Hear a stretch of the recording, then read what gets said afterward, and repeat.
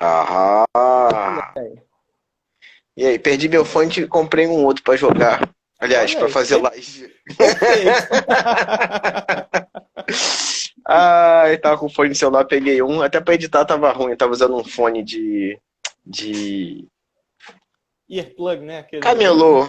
É, de camelô. O meu era bonzinho, preto, só que eu perdi ele, aí tava usando de camelô. Parece até que você tá trabalhando e ouvindo dentro de uma lata de sardinha, que é um chiado, tem mais chiado do E, que som, não tem grave, não tem e não nada. tem grave nenhum, né? Aham.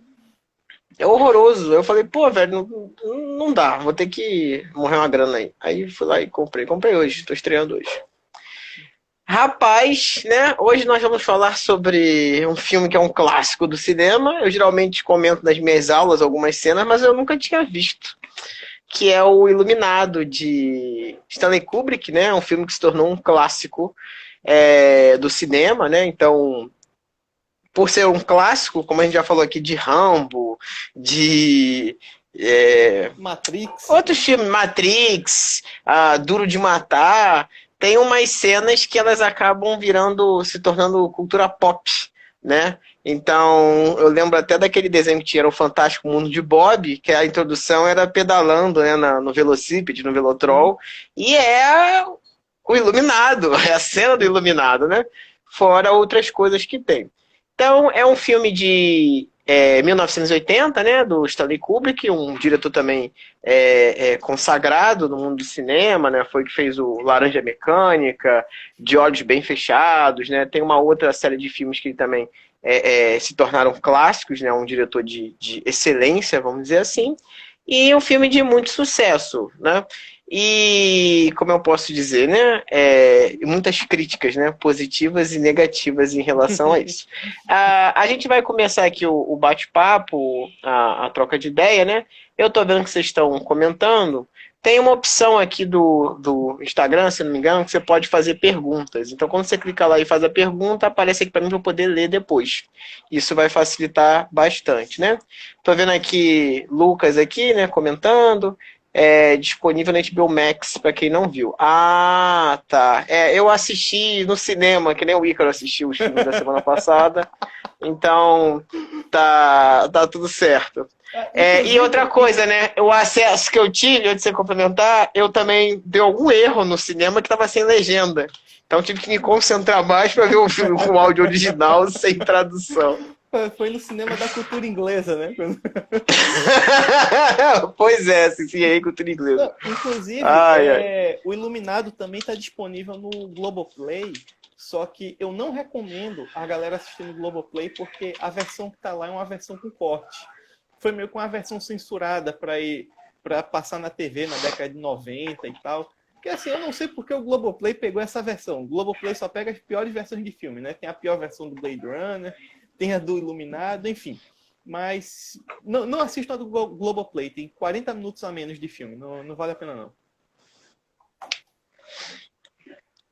Certo. Então, o roteiro do filme, né, pelo que eu entendi em inglês, tá dizendo aqui que Ícaro e André são os entusiastas do cinema, entre aspas. É a pandemia, é a pandemia. O roteiro do filme é basicamente o seguinte: você tem um personagem que é o Jack Nicholson, né, e ele arruma um emprego, né, ele é um escritor, e ele arruma um emprego temporário num resort, num hotel, né? De caseiro. Porque esse hotel, por ser um. Porque dependendo por causa da questão do hotel, né?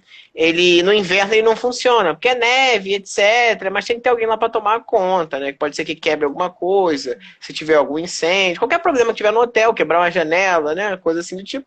Ele tem um caseiro lá para poder tomar conta. Então ele vai para esse hotel, consegue um emprego, né? Leva a família dele, que é a esposa e o filho, e até na entrevista de emprego, ó, você vai passar aqui 5 meses isolado, não tem comunicação, não tem ninguém, é um clima difícil, tem algum problema para você? Não tem, né? Porque eu preciso realmente de silêncio e calma para poder fazer os meus projetos, né? Ele era escritor. E o cara falou, mas tem a questão do isolamento, isso pode fazer mal. Eu falei, não, fica tranquilo, eu adoro paz e tranquilidade, né? Aí começa o filme, né? Vem a esposa dele, etc. E vai tendo esse desenrolar do isolamento, né? Você tem a questão do frio, né? Mostra que tem comida à vontade, eles vão poder fazer o que quiser, e eles vão estar ali justamente para tomar conta disso, né? Na verdade, ele é contratado como caseiro e ele acaba não fazendo nada, e quem acaba fazendo o serviço é a mulher dele, né? De tomar conta, de ver aquecimento, aquela situação toda. E a criança, para ela tá de boa, né? Ah, eu brinco com os brinquedos, tem sala de festa. jogos, A criança televisão. festa. É festa. Um hotel enorme vazio para ficar andando de velocípede para lá e para cá. Só que no meio do filme, né, essa criança tem um amigo imaginário, que não é tão imaginário assim, e a criança ela é sensitiva, né, ela é médium. Então ela começa a perceber que a energia ali tem tipo meio que uma assombração dentro daquele hotel, né? E aí começa o suspense, os sustos, né? O pega pirata quando você está assistindo o filme ao longo do filme, que tem umas partes que são bem tensas, você tem uns sustos, aliado a uma trilha sonora que é muito bem construída, né? Você toma o susto, e a criança ela tem essa relação de medo, tem aquela voz macabra de demônio também, então tem toda essa construção, e ao longo do filme você vai tendo a transformação dos personagens, que até então era tudo bem, mas depois a coisa vai ficando complicada.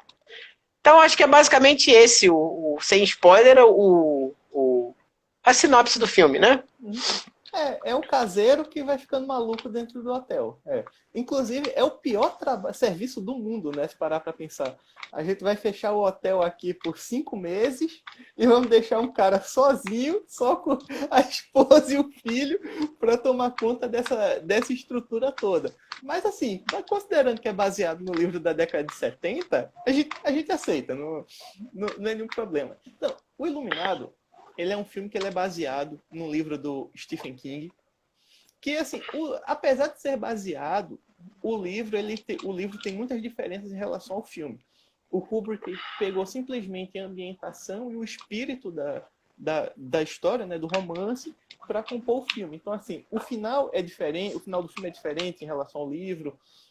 O destino de alguns personagens são diferentes, até mesmo o plot, se a gente parar para pensar, é diferente. E não cabe aqui a gente ficar fazendo comparação entre o filme e o livro. Particularmente porque eu acho o livro chato pra caramba também. Mas não acho que vale a pena a gente ficar comparando.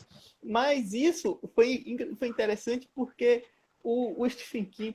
Foi assim, toda a produção do Iluminado foi um ambiente de estresse absurdo.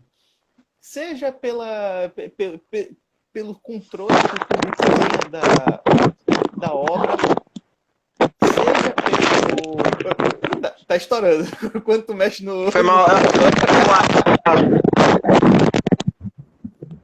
Deixa, vai. Seja pelo controle que o Kubrick tinha sobre a obra, seja pela obsessão dele de querer filmar. Cara, tinha cena ali que ele filmava 120 vezes. Era uma obsessão absurda. E seja pela... E só te interrompendo, né? Pelo que eu vi da gravação, é aquela One Cam, né, que se fala, né? Ele gravou tudo com uma câmera só. Então você vê o diálogo, eu fico assim, meu irmão, ele deve ter feito essa tomada 20 vezes, 20 vezes para cada posicionamento de câmera, ele gravou isso 200 vezes. Uhum. Mas, né, tem tempo, tem dinheiro, o cara vai e faz. Uhum.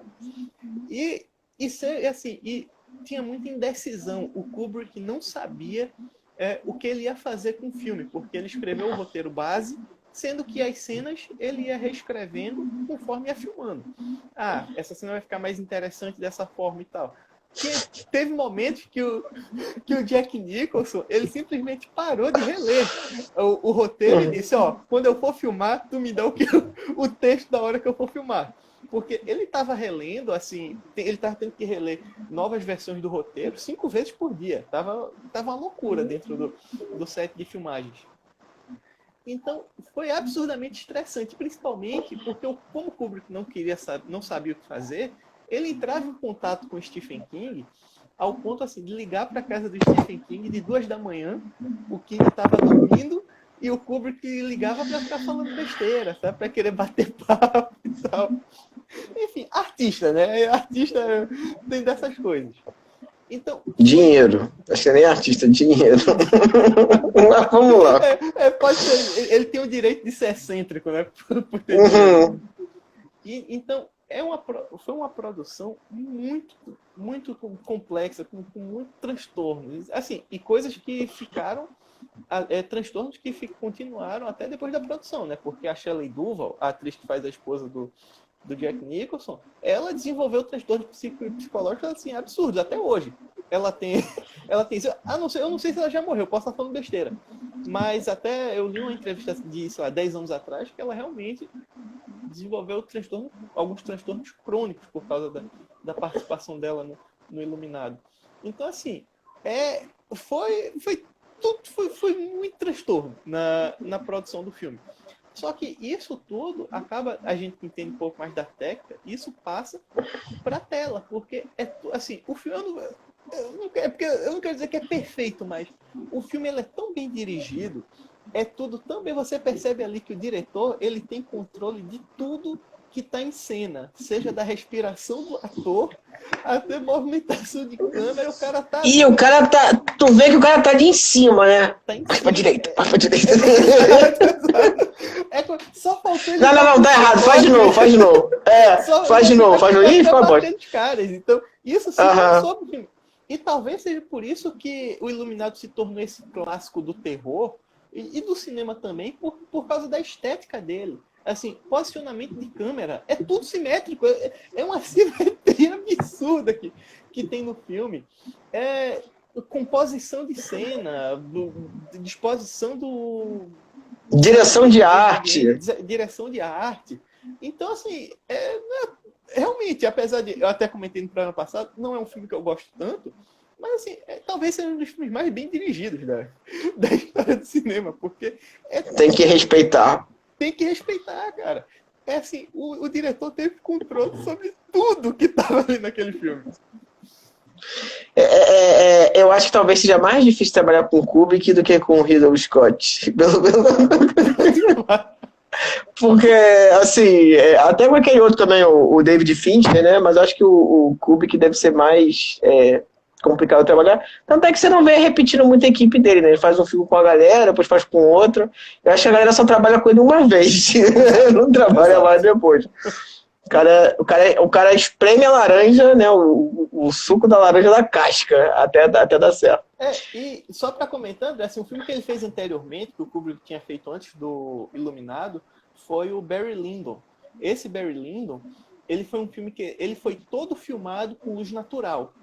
Inclusive, ele teve que utilizar algumas lentes que foram desenvolvidas pela NASA para poder filmar assim, à luz de vela.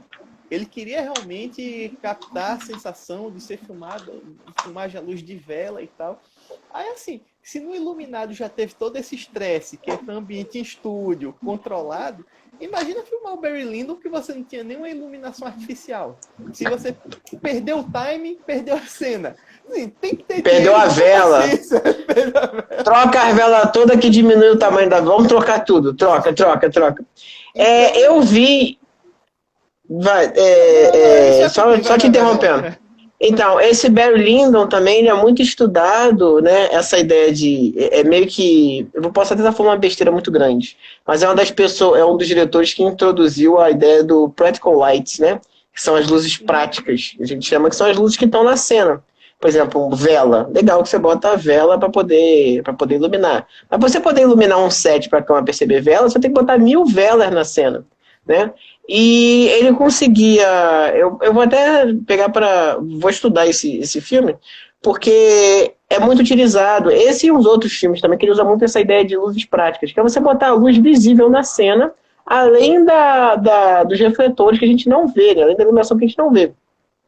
E você fazer essa composição, que você tem essa luz, que às vezes ela está de contra com a câmera, né? E ela iluminar, e você conseguir fazer essa compensação, essa composição com as luzes do estúdio e que fique algo natural, dá trabalho, velho. Dá trabalho. E pensar que naquela época não tinha LED, né? Você tinha... era tungstênio e olha lá, né? É um calor da porra dentro do set de filmagem. Você tinha toda essa dificuldade. E o cara... Tem dinheiro? Tem. Vamos fazer.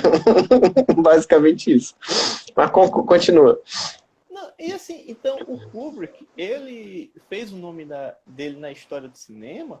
E apesar, se a gente for pegar a filmografia dele, é uma filmografia até um tanto curta, considerando que ele fez filme de 51 a 99. Mas, assim, cada filme dele, ele pensava, ó, como é que eu vou me superar? O que é que eu vou trazer aqui de novo? Tem o que até de Nolan aí, né? O Nolan se baseia muito no Kubrick também. Porque o Nolan, todo filme dele, ele tá tentando, ó, como é que eu vou reinventar a roda? Como é que eu vou trazer novas técnicas de filmagem e colocar isso na história? O Kubrick fazia a mesma coisa. Então, se a gente pensar que todos os filmes de ficção científica que a gente conhece foram baseados... e só existem por causa de 2001, né? Porque em 2001 ele desenvolveu técnicas de filmar maquetes e simular que aquilo ali é o espaço, enfim. Então, assim, todo filme ele realmente estava tentando. E cada filme dele, isso que é o curioso, cada filme dele é de um gênero diferente. Ele raramente se repetiu no gênero, porque ele tem o 2001, que é ficção científica, é hard sci-fi. Aí tem o Laranja Mecânica, que é uma ficção distópica.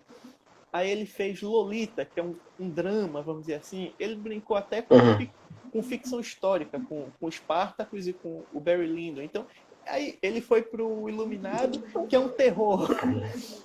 Aí tem De Olhos Bem Fechados, que é um suspense, faca no pescoço. Que é um suspense, exato. Então, ele assim, é como se todo filme... não, eu não vou só reinventar aqui a minha técnica, eu vou reinventar esse gênero também.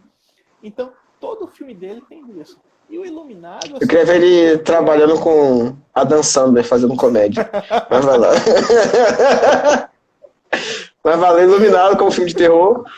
E o Iluminado como filme de terror, ele definiu alguns clichês até, que se perpetuam até hoje no gênero. Seja do jump scare, né, daquela cena, da cena que assusta, ou seja daquele momento que você vai esperar que venha algum susto, que é quando o garotinho tá andando com o velocípede pelo hotel e não acontece nada, né? Aí tem várias cenas dele andando e não acontece nada. Aí de novo, andando e não acontece nada. Até o momento que ele tá andando e dá de cara com as gêmeas. Com as gêmeas. E a cena nem é tão assustadora, você leva um susto, mas ela não é tão sinistra, porque as gêmeas não estão, sei lá, ensanguentadas nem nada, são só duas garotinhas pálidas que estão ali. Você se assusta muito mais pelo impacto da cena, pela movimentação de câmera, que o filme tem uma movimentação de câmera agressiva, e pelo som, pelos sound effects, pela trilha sonora do filme.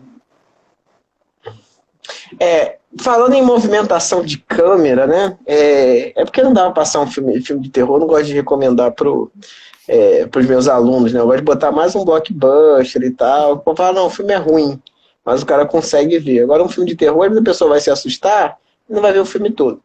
Mas em termos de movimentação de câmera, né? A minha aula tá toda ali, só faltou o roll, né? Porque o cara faz o tracking, né? Ele faz movimentação de traveling o tempo todo, né? Movimentação de traveling lateral, como é que é? O tracking seguindo a pessoa. Composição também absurda, que ele está sempre botando... Ele trabalha com simetria, né? Então ele centraliza sempre os personagens, porque aí, tipo assim, você trava o foco no personagem, beleza, tá ali. Aí o personagem não faz nada, você tem a movimentação no cenário. Só que como o personagem tá parado ali, você já, tipo assim, teu olho percorre pela cena para poder entender o que está acontecendo. E essas movimentações de Steadicam, velho, o filme todo é basicamente no Steadicam, acompanhando, seguindo o personagem. Isso faz com que a cena seja mais longa, isso aumente a tensão no que está acontecendo, você fica mais nervoso. São momentos que não acabam, né? Quando você acha que vai acabar, entra um corte no meio de alucinação, que aí você começa a ficar perdido, não sabe o que é real, o que é alucinação. Aí você tem toda essa construção que você vai ficando mais tenso no desenrolar do filme. Que é muito bem, né? O diretor tá ali com o chicote, ó. Não, vamos gravar de novo. Não centralizou. Parece eu dando aula. Não, não, não, não, não, não, não. Tá muito ruim isso aí. Tremeu a câmera, faz de novo. Mas, professor, não quero saber. Faz de novo até sentar. E tu vê que o cara trabalha, você vê que o cara, ele realmente não tem um erro de foco, né? Não tem um erro de nada. Você não vê erros na montagem. E o que eu acho interessante, quando eu fui gravar a cena para chamada, né? Eu cortei, só para contar essa curiosidade, eu cortei a placa de isopor, né? Cortei a placa de isopor, né? Botar a cara aqui. E depois fiz a questão da edição. Quando eu fui montar no Premiere, no programa de edição, é que eu vi diversos detalhes. Ele provavelmente quebrou umas 10 portas. Porque o buraco da porta que está na primeira cena não é igual ao da segunda. Não é a mesma posição. A câmera está diferente. Eu falei, meu irmão, esse cara gravou 500 vezes. Porque eu contei, né? Porque ele quebra a porta, né? Parece que ele quebra na porta, aí ele mete a cara. Aí ele fala, como é que é? Where's Johnny? Here's Johnny. Johnny tá aqui. Aí ele vai lá e corta a mão. Aí, tipo assim, beleza. Aí corta pra ela, desesperada. Quando volta pra ele, é outro formato de porta. Meu amigo, aí quando ele mete a mão pra poder abrir, né, e corta e ele se afasta, tem 2 buracos na porta. Ou seja, eles devem ter destruído umas 10 portas para poder fazer aquela cena. Aí tem uns errinhos muito pequenos de continuidade, que eu acho que não devia ter mais fábrica de madeira para fazer porta para aquela cena. Porque você vê que tem esse trabalho de construção para poder fazer. E é uma cena que marca, né? A própria questão do machado, né? Você tem um tracking, né? A câmera fica travada na cabeça do machado. Uhum. Então você dá uma força maior na cena, não é só o cara dando uma porrada. Né? E assim, a câmera vai no tempo certo do machado. Você imagina o quanto eles ensaiaram para fazer isso e dar essa força maior da pancada, da parada da câmera e tudo isso. Não tinha digital. Era na tesoura e no filme para poder fazer isso. Então, assim, impecável a direção, não tem nem de contar. E essa questão da movimentação de câmera também dá essa densidade toda. Você pensar que é década de 80, você não tinha a tecnologia que você tem hoje de estabilização, não tinha digital, não tinha robô, não tinha nada disso. O filme foi feito no chicote. Era uma placa de madeira embaixo da câmera, né? Para estabilizar. Era técnica roots mesmo de estabilização. Eu nem sei como é que foi eu vou até pesquisar também a questão do Steadicam, que eu terminei de ver o filme agora há pouco. Eu abri, montei as coisas aqui para poder trocar ideia. Mas eu vou pesquisar sobre a questão do Steadicam. Inclusive aquela cena que ele está dentro do frigobar, né, do freezer lá, falando que a câmera é de baixo. Eu sei que aquela cena ali, a tomada de decisão foi feita na hora também. É que ele faz uma cena contra-zenital, né? Tá ali dando uma porrada na coisa e a câmera tá de baixo para cima e realça mais ainda a loucura dele, né? A ideia inicial era fazer tipo um buraco na porta, como se fosse um visor da porta, para poder mostrar ele esmurrando a porta e etc. Só que ele teve essa solução na hora de fazer de baixo para cima e dá muito mais peso à cena, né? Dá a ideia que o cara tá esmagando o espectador e surrando a porta ao mesmo tempo. Então tem uma essência muito boa e um trabalho muito bom nesse iluminado. A cena da porta mesmo, o pessoal da direção de arte se quebrou porque primeiro eles desenvolveram uma porta mais fina, que era para o Jack Nicholson ter uma facilidade maior na hora de quebrar. Sendo que o Jack Nicholson, na juventude dele, parece que ele fez treinamento de bombeiro, uma coisa assim, bombeiro civil, enfim. Então ele já tinha prática com o machado. Cara, quando ele deu a primeira porrada na porta, levou a porta inteira, não abriu só um buraquinho, na porta mais fina. Então teve que parar as filmagens para toda a direção de arte, a equipe de direção de arte fazer uma nova porta, um pouco mais grossa, um pouco mais forte, para poder aguentar a porrada. E não só uma, né? Umas 10 para poder fazer tudo. E na cena do grito da esposa do Jack, no take realmente que ela grita e se encolhe na parede, né? Aquele grito foi genuíno, porque a atriz não sabia que a cena estava sendo gravada e que ia ter aquela porrada na porta naquele momento. O Kubrick fez de sacanagem com a mulher. Assim como ele fez uma porrada de sacanagem com ela ao longo do filme. Ela simplesmente disse, ó, Jack, bate com esse machado aí na porta, e filmou a reação dela, que foi realmente gritando e se encolhendo na parede. Então, assim, é uma loucura atrás da outra dentro do set de Eu filmagem. fico imaginando se Jogos Mortais fossem gravados há uns 40 anos atrás, ia ser a mesma coisa. Ah, serra o pé dele aí pra ver se tá tudo ok. Pra ver a reação dele. Não faz o menor sentido, né? Tipo assim, o cara acabando sendo desumano com o ator pra poder pegar. Isso é tão, meu Deus, tão antiético, mas vamos lá. Pra ter ideia, o ator que faz o careca, né, que toma machadada lá no final do filme, ele teve cenas ali que ele teve que repetir 50 vezes. E ele era um ator que não estava acostumado a repetir tantas vezes. Muitas vezes ele fazia filmes que assim, era one shot, né, que a galera fala, one take. Filmou uma vez, acabou, é isso. Aí nesse ele teve que filmar várias vezes. Aí na sequência, depois disso, ele foi fazer um filme com Clint Eastwood.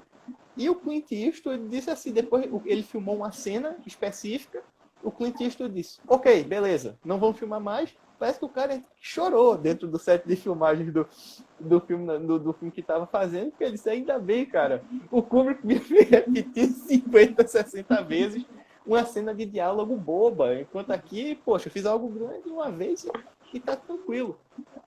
Então, assim, realmente muito escroto, realmente, tratar os atores. Assim, isso é o que a gente sabe, que ele tratou os atores, né? A equipe, então, coitada, deve ter se fudido ainda mais com as exigências dele e as loucuras dele. Só para ressaltar aqui que eu sou exigente para os alunos aprenderem, tá? Eu não tento. Mas é sem chicote, né? Sem chicote. Eu só peço que às vezes o pessoal tá preguiçoso, quer ir embora. Eu falo, não, vamos fazer de novo. Vai de novo, tá? Falando sobre orçamento, né? O Shine, ele foi um filme que teve um orçamento de 19 milhões e ele teve uma receita de 44, né? 2 vezes e pouquinho a mais. Não foi muita coisa, né? Dado aos outros filmes que a gente já viu, mas 44 milhões na época era uma boa grana, né? E tem que considerar também que assim, o filme ele foi um sucesso de crítica, mas tem questão também do momento que ele foi lançado. Assim, na época, o terror da época era diferente, a galera queria se assustar de outras formas. Então, apesar de ser um filme de terror, é um filme de terror um pouco mais cabeça, porque ele não é tão óbvio. Ele tem algumas coisas bizarras, mas você tem que interpretar, ele não é tão explícito. Então, acabou que não ganhou o público também. E muita gente, e assim, a própria academia também tem muito preconceito com o filme de terror. Então, nem quiseram avaliar o filme para concorrer para festival. Para Oscar, festival. Para Oscar, eu não sei direito se ele foi indicado para algum especificamente, mas para outros não foi. Então, acabou não sendo tão popular na época. Acabou se tornando um filme cult com o passar do tempo, quando chegou no VHS, posteriormente no DVD.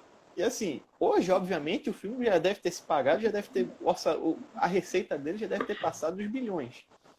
Com toda a questão de royalties e tal, de referência, mas... Ele foi indicado ao Framboesa de Ouro por um pior diretor e pior atriz. Pra você ver a situação, né? E aqui ele ganhou como melhor ator coadjuvante, né? Scartman Crawford. É o careca. Não sei quem é.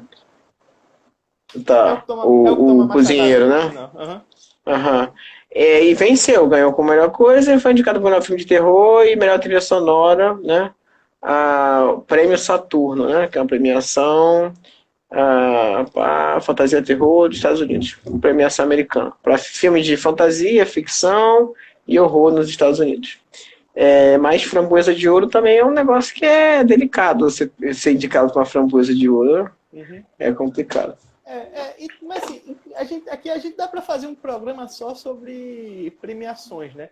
O Framboesa de Ouro também tem muito de exagero, porque ele não pega, assim, ele premia os piores filmes do ano, né? Mas nem sempre os piores filmes que ele vai premiar são os piores do ano. Tem muito também de questão de marketing, tem muita questão, não querendo ser de teoria da conspiração, mas também tem muito de envolvimento de estúdio. Por exemplo, o estúdio quer queimar um filme de um estúdio concorrente, financia para queimar, enfim, tem muita política nesse meio também. Aí, às vezes acontece isso, né? Do Iluminado ser indicado ao Framboesa de Ouro, que é um exagero. E acontece de ter o oposto. Às vezes o filme é indicado ao Oscar, às vezes ganha o Oscar, mas também ganha o Framboesa. E o filme é uma bosta. Às vezes o filme ganha e é uma bosta, né? Tem isso também. Então, tem muito de política dentro desse meio de premiações, enfim. Mas já que falou da trilha sonora, queria falar aqui da trilha sonora do filme, que assim, é um negócio espetacular. Você ouve a trilha, você automaticamente associa com o filme. E as cenas iniciais, que isso é curioso também, que as cenas iniciais são aquelas tomadas de helicóptero, né, acompanhando o carro e tal, com aquela trilha tocando, negócio já bem sinistro. Cara, o Kubrick tinha mais de 60 horas filmadas, só de filmagem aérea. Cara, e ele não participou, porque tinha horror de andar de avião. Eu vi isso. Então, assim, você ter mais de 60 horas filmadas de filmagem aérea... Pra passar 2 minutos de vídeo é muita coisa. Inclusive, a cena final da versão de cinema do Blade Runner foi tirada desse material do Kubrick, porque queriam fazer uma filmagem aérea, a galera não tinha como filmar, não tinha orçamento para filmar, não tinha como contratar helicóptero, era do mesmo estúdio, entraram em contato com o Kubrick e perguntaram, o Ridley Scott, né? Entrou e perguntou, tem alguma cena aí de filmagem que tu não vai utilizar no filme, que eu posso usar? E legal, cara. Eu tenho umas 40 horas aqui, se tu quiser dar uma olhada. Dois malucos, mas tudo bem. Eu tô vendo aqui, procurando aqui as cenas do... Tô vendo as cenas antigas aqui, né? Os bastidores do filme, né? E é Steadicam mesmo. Steadicam, anilha de academia, amarrada na cintura, os caras estão fazendo. O filme é todo no Steadicam. Mas é isso. Então, Ícaros, né? Mais alguma curiosidade para falar? Eu vi que teve a confusão tu que leu o livro, né? Eu vi que o Stephen King odiou o que o Kubrick fez com o filme dele, né? Que você comentou que foi mais ambientado. E o Kubrick foi meio escroto com ele, né? Porque você... Deixa eu até confirmar aqui, né? Você tá falando aí que essa ideia de ter algo paranormal deixa eu ver aqui. As coisas de sobrenatural são fundamentalmente otimistas, né? Não é? Se há fantasmas, então significa que vamos sobreviver à morte. Aí o Kubrick, eu não acredito em inferno, você não acredita nessa merda. Aí eu falei assim, velho, você tá destruindo a minha obra. Tipo assim, saiu no pau. Outra curiosidade interessante que o Robin Williams, né, falecido Robin Williams, e o Robert De Niro estavam cotados para fazer o papel do Jack Nicholson, né, para substituir ele, fazer o Jack. Só que não rolou, né? Acabou sendo o próprio Jack Nicholson. Já que tu falou do Robin Williams, eu tenho um problema com o casting do Jack Nicholson pro filme. Porque, se a gente pensar, a história do filme, a trama do filme é de um cara normal que ele vai pro local e ele vai pirar nesse local, né? Ele vai chegar louco nesse local. Só que o Jack Nicholson já tem cara de maluco, já tem cara de ser pirado. Aí, na primeira cena do filme, tu olha pra ele e diz, não, ele já tem algum problema. Pois foi a crítica que fizeram também.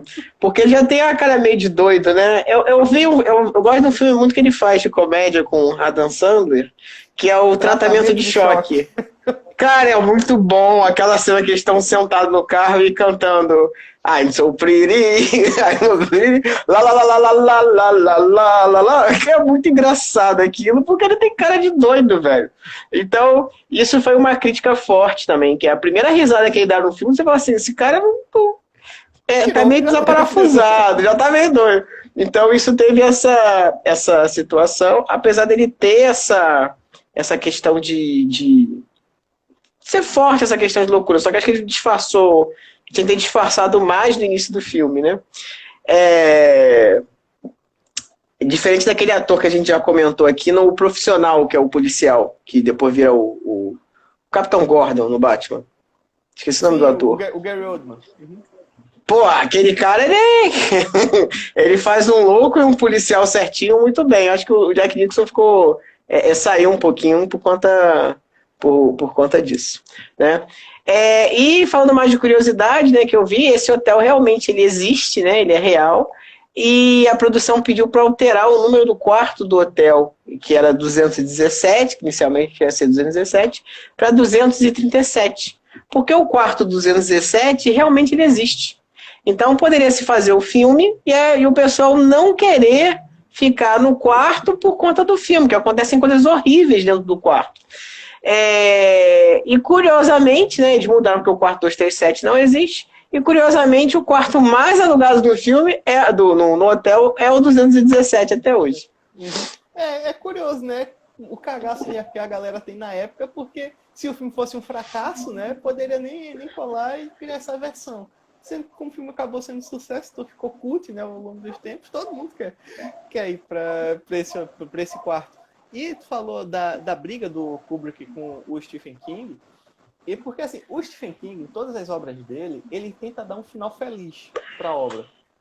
Ele é um cara adepto aos finais felizes, apesar de que aconteceu toda desgraça ao longo do livro inteiro, tá todo mundo traumatizado. O final, ele é mais otimista. Tirando o Cemitério Maldito, que é um livro até que com um final bem pessimista, que o próprio Stephen King não gosta do final, todos os livros dele têm essa pegada mais otimista, o final otimista. E o Kubrick não dá isso pro filme. O filme realmente termina em desgraça completa. E foi um dos embates que eles tiveram, porque além do final ser diferente do livro, é um final completamente pessimista, para baixo, você fica mal e acaba não passando a mensagem que o Stephen King gosta. E aí eu vou frisar nesse que o Stephen King gosta, porque tem gente que gosta de um final pessimista, tem gente que gosta de um final desgraçado, gosta de ver todo mundo traumatizado e tal. Vai depender do gosto do público, né? Então, muita dessa briga, dessa rixa entre eles, foi por motivos pessoais, do autor querendo ver o livro sendo adaptado literalmente. Porque a gente sabe que não rola. Adaptar livro de forma literal, você tira toda a graça da coisa. Poxa, se você quer ver algo literal, vai ler o livro. Você não vai ver a adaptação. Então, isso ficou tão enraizado, assim, o Stephen King levou... Fala isso pra Game of Thrones. Fala. O Stephen King levou isso tanto pro lado pessoal, que em 97 ele bancou do próprio bolso uma minissérie adaptando o Iluminado, adaptando da forma realmente literal do livro. Só que assim, o Stephen King, apesar dele ser milionário por conta dos livros de royalties que ele tem, assim, ele sozinho não tem como bancar uma minissérie muito bem produzida. Então, assim, é um negócio, é absolutamente uma série vergonha alheia, muito mal feita.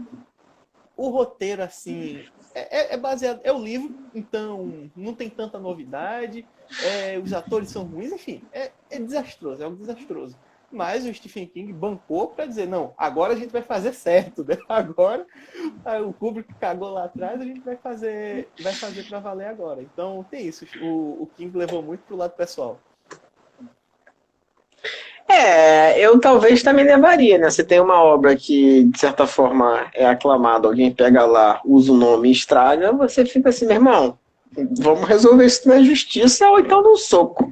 Né? Aí te resolver no dinheiro, né? Um fez um filme, outro fez uma série, mas aí vai. O que é legal, né? Que ele passa o tempo todo tentando escrever o livro, né? Briga com a mulher, tem toda uma questão de violência psicológica, isolamento, aquela coisa toda. As cenas, né? A direção das cenas, né? A composição que eles fazem. Ele gosta, falando tecnicamente, né? Ele faz uns planos, né? Que eles são... que eu falo, o pessoal se abaixa para gravar, né? Então você tem os planos que eles são contra plongé, né, contra mergulho, câmera baixa, apontada para cima, e até o contra zenital. Então quando ela está lendo o texto, né, ele trabalha muito essa ideia da escola de cinema de plano e contraplano. Então você tem a visão do texto, dos papéis que estão com a escrita do Jack, né, o que ele escreveu, aí você vê a cara dela de espanto. E depois você tem um contraplano para poder ver o que ela está lendo, né? Então você tem a cena da máquina de datilografar, mais uma vez, né? Aquela simetria irritante, né? A câmera certinha, modelo parada certinha. Então eu imagino que ele tenha gravado 200 vezes a mesma cena para poder acertar isso. E ela aterrorizada com o texto, ela vai vendo, aí você tem o contraplano, né? Que é a visão dela vendo o texto da câmera. Aí depois passa pro bolo que já está escrito, né? A primeira digitação, e assim ela começa a se assustar, puxar papel e tal, aquela coisa toda, e depois faz o contraplano em zenital, visto de cima, do texto que está ali, que não tem mais nada, né? Só, né? Todo o trabalho faz o Jack ser um bobalhão, né? Um garoto bobo, né? Aquela coisa toda. E ele faz essa crítica, né? De o cara saiu para poder trabalhar, é um cara viciado em trabalho e é um besta, né? E eu tava assistindo hoje com minha namorada e eu tava vendo, meu irmão, as referências que o pessoal pega para poder trabalhar. Eu assisti recentemente, terminei de assistir Breaking Bad. E, velho, o Heisenberg é o Jack Nicholson brigando com a mulher na hora que ele tá tentando escrever. A roupa é igual, verde, a expressão, o xingamento, ai, você me irrita com essas coisas bobas e tal. Eu falei, meu irmão, é o Heisenberg, o cara estudou isso para poder fazer se inspirar no personagem. E a mulher é a cunhada dele, que tá sempre de roxo, né?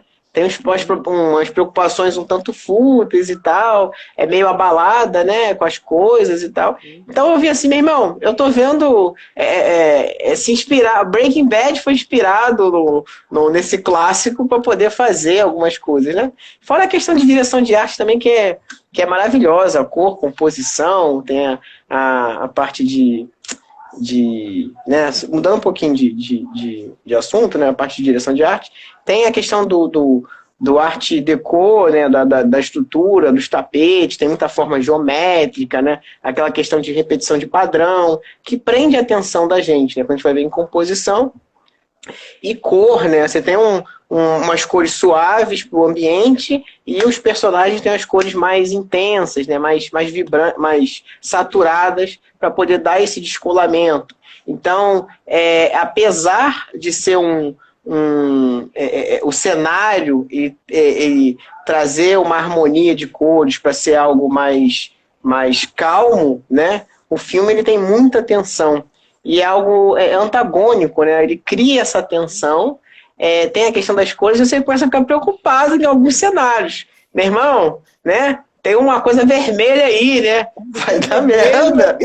Quando tem vermelho, aí eu lembrei também do Quinto Elemento, não, com Bruce Willis. Também é Bruce Willis os dois. O Sexto Sentido, né?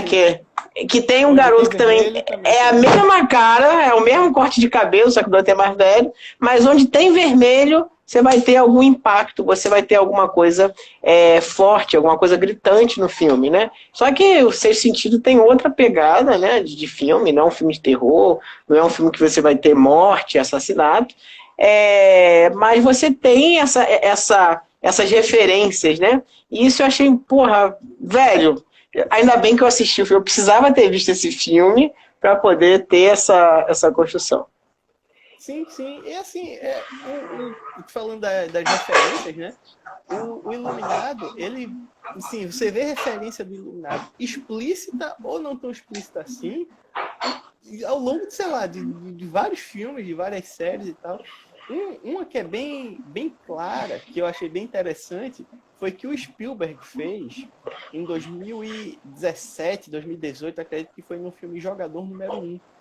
que o Jogador Número 1, ele é um filme de referências, assim, você tem referências a personagem, jogo de videogame, história de quadrinhos. Chega chato, né?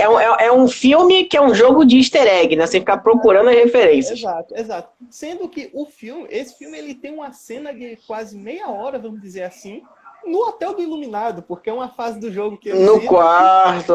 Que entra no quarto e tal. E assim, eu acho que é a segunda chave que eles vão pegar, a segunda ou terceira chave. Assim, e eu lembro que eu fui assistir esse filme com meu pai não tinha assistido Iluminado na época, e meu pai assim, não entendeu porcaria nenhuma da cena, porque é uma cena que é tão referência que você precisa entender aquele contexto do que está acontecendo e tal, de onde ele buscou aquela referência. E, então, assim, é algo que... E, assim, a própria trilha sonora também se repete dentro do Jogador Número 1. Então, assim, o Iluminado, ele tá em referências a várias coisas. Qualquer cena de plano sequência que a gente vê por aí, que seja... Assim, não... Assim, plano sequência existe bem antes disso, mas qualquer cena de plano sequência mais agressiva, né? A gente remete ao Iluminado. Principalmente se for aquela câmera no ombro do personagem, ou atrás do personagem, acompanhando ele e tal. Você lembra do Iluminado também. Então é um filme que fez escola, né? Vamos dizer assim. Mas não fez, ele é a escola. É diferente. Eu curti bastante. Eu pensei que fosse ser mais assustador assim, fiquei preocupado. Eu não gosto muito de filme de terror, não, mas eu vou ter que começar a dar o braço a torcer. Juliana que não me escute. Não, mas inclusive mês que vem tá chegando, é o mês do Dia das Bruxas, dá pra gente pegar uns filmes de terror pra comentar. Pois é, eu acho que dá pra gente fazer um especial de terror. E deixa eu te perguntar, tem mais alguma curiosidade, alguma coisa que você queira comentar do filme? Além de mandar as pessoas assistirem, né, que é o básico. Sempre. Não, a cena do sangue saindo do elevador. Ai, meu Deus do céu. Que linda aquela cena, velho. É linda. E durou 1 ano para ser filmada, porque filmava uma vez, o Kubrick dizia, não tá aparecendo sangue. Então, vamos refazer a textura. Não, aí tem que desmontar todo o cenário, né? Limpar, montar de novo. Vamos filmar de novo, tá? Pintar as paredes. Foi filmada tantas e tantas vezes que no fim das contas levou 1 ano para ser feita. Cara, assim, no filme, na produção, você levar 1 ano para entregar uma cena. É algo que, hoje em dia, isso não existe mais. É impossível, qualquer diretor, seja o mais badalado, seja o diretor dono do estúdio, é impossível você levar tanto tempo para isso. CGI, vai lá, CGI. CGI. E assim, eu imagino a dificuldade que vai fazer, porque pela cena, como é que eles devem ter inundado um elevador, né? Com sangue, e depois abriu a porta para poder, quando ele fosse abrindo, vazar aquele sangue todo. É maravilhosa a cena, é maravilhosa, assim.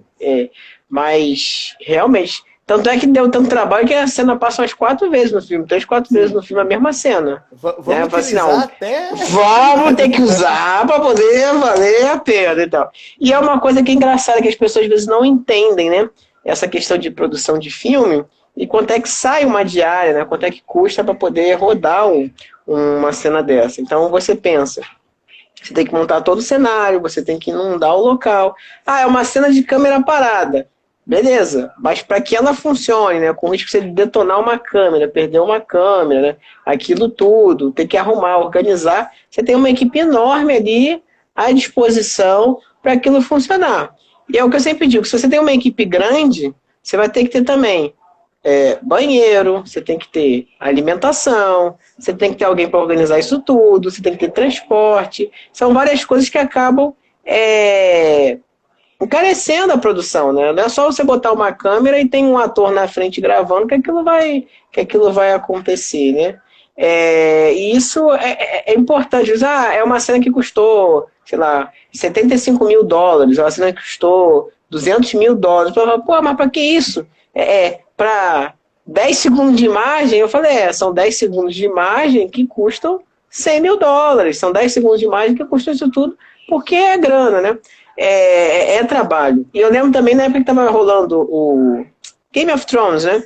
Que o pessoal gravava o Game of Thrones a temporada em, sei lá, 3 semanas, só que só ia até a estreia 6 meses depois, né? Então você tinha a pré-produção e tal, a temporada vai sair, começa a gravação, por exemplo, agora em julho, né? Termina a gravação, começa a produção em julho, termina em agosto, só que a temporada só sai em fevereiro. Só, pô, mas demora tanto? É claro, para botar dragão voando, né? Você tem que ter placa de vídeo, tem que ter direção, tem que ter animação, tem que exportar, tem que cortar, tem que editar. E isso tudo tem um custo também. Você não vai ter o cara trabalhando lá na hora, mas você vai ter de pós-produção, colorimetria, teste, áudio, mixagem. E tudo isso é emprego e a gente trabalhando para poder aquela coisa acontecer. Exato. Diferente de, por exemplo, as séries da CW, né? Aquelas séries de herói da CW, série adolescente da CW, que são séries mais baratas, né? Não precisam de tantos efeitos especiais, não precisam de muita coisa. Assim, estão filmando hoje para ir no ar semana que vem, tá? Igual novela. Os caras filmam com a temporada no ar. Porque você não precisa de tanto tempo de pós-produção. É aquilo ali, tem uma fotografia boa, não tem efeito nenhum, dá para enganar, ok. Manda pro ar e acabou-se. Já tá no estúdio montado, que nem novela da Globo, se bem que as novelas da Globo melhoraram bastante. Mas você tinha, né, o primeiro capítulo que rodava na externa, o cara correndo, confusão de carro batendo, aquela coisa toda. Porra, vai ser um novelão da porra. E os outros 9 meses é bate-papo dentro de casa, né? Aquela sala de jantar, a sala de estar, o quarto. É isso. Malhação, mesma coisa, né? Sala de aula, hoje não tá mais assim, mas tinha que ser a sala de aula e sei lá, academia, o pátio e a academia, né? E o negócio lá, o bar lá que tinha. Eram só esses lugares. Então o cara já tinha um cenário pronto, ele lá, tem que gravar 10 cenas, bota os atores lá, grava 10 cenas, edita, já tá pronto a malhação da semana. Aí quando tinha o material da novela da semana, aí quando tinha uma cena ou outra externa de coisa, aí parava-se para gravar, levava um dia, aquela coisa toda, aquele monte de gente, maquinário, maquinista, gaffer, diretor de arte, diretor de não sei o que, figurinista. Aí você bota essa galera toda para trabalhar e a cena, ela passa a custar alguns milhares de reais ou de dólares. Inclusive, eu não duvido que a cena do elevador, do Iluminado, aquele sangue ali tenha sido sangue de alguns dos contra-regras, né? De um gaffer que estava meio perdido por ali, o Kubrick pegou. Aí é exagero, mas ele pode ter pego sangue animal, talvez, né? Mas aí eu não sei, não sou eu que estou falando isso, não estou falando nada, então pode ter sido isso. Mas eu sei que alguma... Era costume da época, né? Pegar sangue de porco, por exemplo, e utilizar. Vai fazer o churrasco, né? Aproveita aí. Tô brincando. Mas então, gente... tem mais algum comentário para fazer? Alguma declaração? Pode nunca falando besteira aqui. Depois vi um processo. Tô brincando. Então, eu ia a Sociedade Protetora dos Animais. Dos animais. Daqui a pouco a gente está incentivando a morte de porco para fazer cena de já filme. bastou a gente falando de cachorro semana passada, né? Mas sim, eu queria falar da continuação do Iluminado. Porque o Stephen King... Deu uma travada aí, peraí. Travou? Travou um pouquinho, volta. Vai, voltou. Eu queria falar da continuação do Iluminado, que é o Doutor Sono. Porque o Stephen King, ele por muitos anos, assim, agora que ele está mais velho, né, ele está querendo fazer continuação dos livros clássicos dele. E o Doutor Sono foi uma continuação que ele lançou, acho que lá por 2013, por aí, em livro. Em 2019, saiu a adaptação nos cinemas. Só que essa adaptação ela veio com um problema assim, de produção mesmo de roteiro, que é aquilo. Os livros ele tem finais diferentes. Como é que a gente vai fazer essa continuação, uma continuação do filme dos anos 80, sendo que o final é diferente também? E assim, o Mike Flanagan, que é o diretor, inclusive ele é o criador daquela série da Netflix, A Maldição da Mansão Hill, uma coisa assim, depois tem A Maldição da Mansão Bly e tal. Ele faz sempre umas séries, uns filmes de terror para Netflix. Ele veio com a proposta de que o Doutor Sono seria uma continuação do Iluminado, mas ele ia dar uma adaptada para que ele conseguisse colocar o final do livro do Iluminado no final do Doutor Sono. Que, assim, para quem não lê o livro, no final eles colocam fogo no hotel, o que não acontece no filme, né? Então, ele deu, assim, uma mexida ali no roteiro, deu uma adaptada, e no fim das contas, o filme do Doutor Sono é ótimo. O filme é excelente. É, assim, ele não... É outra vibe, é diferente do Iluminado, não tem aquele clima fechado, mas o filme não chega nem a ser um terror. É uma aventura sombria em que o Danny, né, o filho do Jack Nicholson, ele vai ter que enfrentar outras pessoas que também, outros iluminados, né, outras pessoas que têm poderes e tal, só que de uma forma bem mais sombria. É um filme excelente, vale a pena. Quem puder assistir, tem a versão do diretor de 3 horas, que assim, é perfeita, assim, é linda, é linda. O filme tem uma fotografia bonita, atuações incríveis, é um filme que vale a pena. Apesar dele ser uma continuação de um clássico, ele não é uma continuação barata, feita um caça-níquel, né? Ele é realmente um filme que tem, que tem espírito, tem conteúdo dentro dele, que vale a pena. Doutor Sono. Eu vou dar um crédito porque as suas últimas indicações foram muito boas. Eu vou procurar ver esse filme, tá? Falando em incêndio no hotel, né? Tem uma foto clássica do Kubrick que pegou fogo o estúdio que estavam gravando, né? E o Kubrick tirou uma foto na frente, né? Dando um prejuízo de 2,5 milhões de dólares. Então, provavelmente o filme não foi 19, foi 17, né? Mas por causa desse prejuízo. E ele comenta justamente isso. Pô, o estúdio pegou fogo e no livro, originalmente, como você comentou, ele está com fogo no hotel, né? Meio sobrenatural essa situação, né? Se a câmera tivesse ligada, já tinha o final dele ali, né? Mais 40 horas de gravação extra, né? Pra poder, que nem foi na coisa do helicóptero. Bom, estamos encerrando nossa live aqui. Queria agradecer Ícaro, né, por essa indicação do Iluminado, né? Massa assistir esse filme, foi uma boa indicação. Já sabia que era um clássico, estava na minha lista para assistir, mas eu não tinha ainda tomado coragem para assistir, porque é um filme de terror, é horrível, aquelas coisas todas.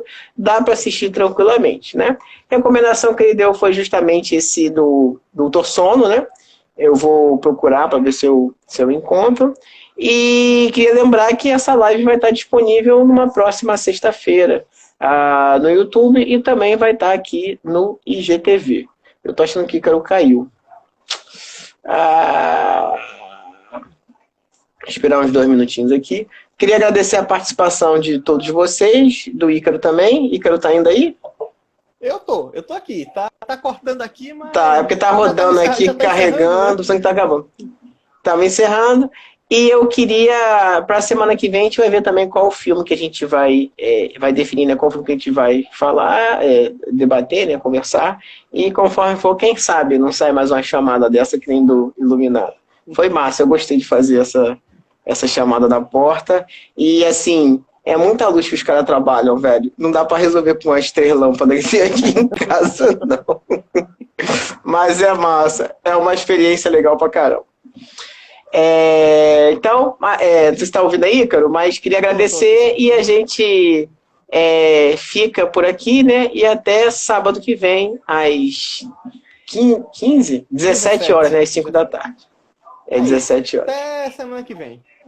Tchau, tchau. Tchau, tchau. Falou, gente. E assistam Iluminado, tá? É um sábado à tarde agora, é um bom horário pra você assistir esse filme e ter bons sonhos. Tchau, tchau. Tchau, tchau.